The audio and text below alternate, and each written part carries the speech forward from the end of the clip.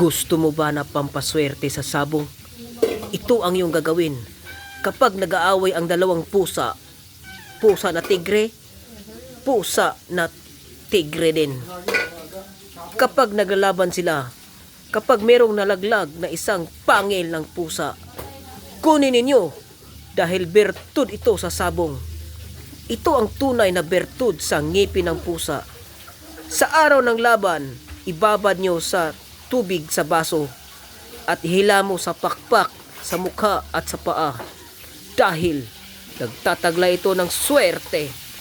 Ito ang ngipin o pangil ng pusa. Bihira lamang na makakita ka nito. Huwag kalimutan mag-likes at mag-shares para updated sa mga bertud at anting-anting. Gusto mo ba na pampaswerte sa sabong at pampaswerte sa gayuma? Ito ang iyong hanapin, mga kasabong at mga kaidol. Kapag makakita kayo ng isang bunga ng siriguelas at tinusok niya mismo ang kanyang sariling bunga, ito ang pinakabertud sa lahat. Ang gagawin ninyo kapag sa sabong, kunin ninyo ang pinakadulo kagaya nito.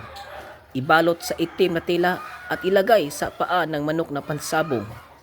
Kapag panggayuma naman, kapag natuyo na ito, ibalot ito ng buo sa itim na tela at ilagay sa iyong baywang dahil nagbibigay ito ng pampaswerte sa panggayuma. Lahat na iyong mahawakan kapag gusto mo ang isang tao, magkakaroon ka ng maraming asawa at jowa. Ito ang pinaka number 1 na bertud na hinahanap ng mga gusto ng mga tao. Ganun ang bertud sa panggayuma at sa mga sabong. Ito ang bunga na bertud na siriguelas na tinusok niya mismo ang kaniyang bunga mismo sa sarili. Huwag kalimutan mag-likes at mag-shares at mag-subscribes para laging updated sa mga bertud. Ito ang bato na kidlat na tunay. Ito talaga ang tunay na kidlat dahil nakita ko ito sa sapa. Ang isang kidlat ay tumama sa sapa at tiningnan ko ay mayroong bato.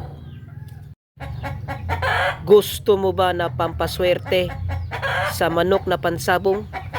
Maghanap kayo ng isang bertud na bato sa kidlat. Kapag ang kidlat ay tumama sa ilog, dagat at sapa, hanapin ninyo doon dahil merong isang bato na nagkahugis anyong bertud sa kidlat. Ito ang kahugis na isang kidlat na bato. Ito ang hinahanap ng mga sugarol dahil ito ang pinaka number 1 na kontra sa lahat na may bertud din. Ang gagawin ninyo kapag makakita kayo ng isang kidlat na tumama sa ilog, hanapin nyo doon dahil may makikita kang isang bato na kahugis anyong kidlat. Ito ang tunay na anyong kidlat na tumama sa ilog at nakita ko. Ito ang nag-aapoy. Isa itong hiwaga. Ang gagawin ninyo mga kasabong ay ibaba dito sa tubig itong bato na ito at ihilamos sa manok na pansabong at ihilamos sa kanyang paa. Sigurado ang panalo.